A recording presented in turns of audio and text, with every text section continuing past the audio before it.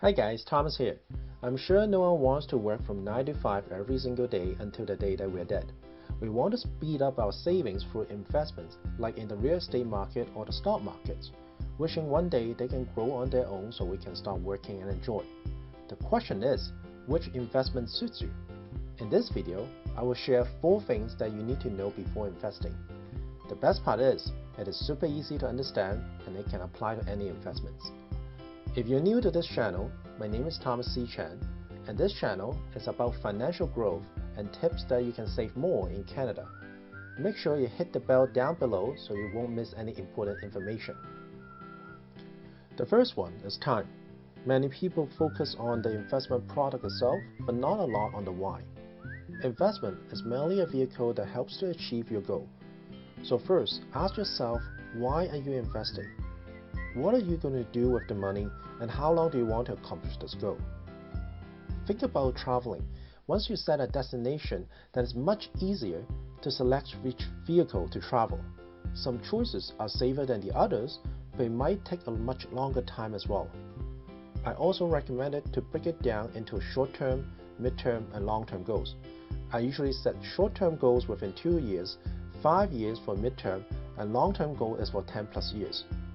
For example, John is 25 years old. He wants to travel in 6 months, having a place in 5 years, and retire comfortably in 30 years. Since he needs the money in 6 months, something guaranteed like a term deposit or high interest saving account might suit his needs. Versus retirement is 30 years away, stock or real estate market will be a better option. We always say the higher the return, the better. But how does the number really work? We have Tom and Susan here. They invest at the same time with the same capital, and every year they put in extra $10,000 into their own investment. Tom's investment gives him 2% return per year, where Susan is at 10%. In the first year, they are not much different in terms of the interest gained. But fast forward to 20 years. With the power of compounding, it will create a very big difference. In today's market, 2% return can be found in the fixed income such as term deposit or government bonds. For stocks, the historical average return for the US stock market is around at 9.8%. But remember, the higher the return means also bigger the drop. Take Bitcoin for example. If you have 1 Bitcoin back in 2017, it gave you 1,400% in return, but immediately dropped 75% within a year. The key is to understand your tolerance and do your homework. Third is about taxation. The taxman is always the smartest and most hardworking person in the room. They work 24/7, 365 days a year, and always knocking at your door for money. There are tons of tax names, but I simplify them into 3 groups: tax now, tax later, and tax never. In my last video, I talked about the power of taxation, how you end up losing $1 million in investment in a tax now situation. Smart investors always try to push the tax now money to tax later and even to tax never.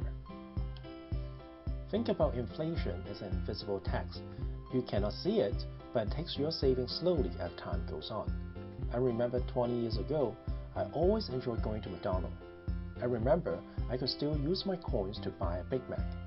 Last week, I went again, but this time it cost me almost $7. That means I need to spend 3 times more to buy the same burger.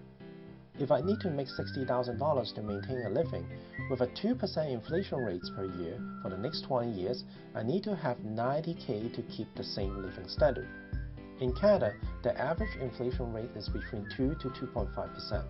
And that's why for long-term savings, you need to invest in somewhere that gives you more than 2%. Let's do a quick summary in here. We need to figure out the time and the rate of return, and minimize the taxation and always make par with inflation. Once you understand the formula, it's much easier to choose your own investment vehicle. I hope you liked today's video. By the way, how much is your Big Mac in your city?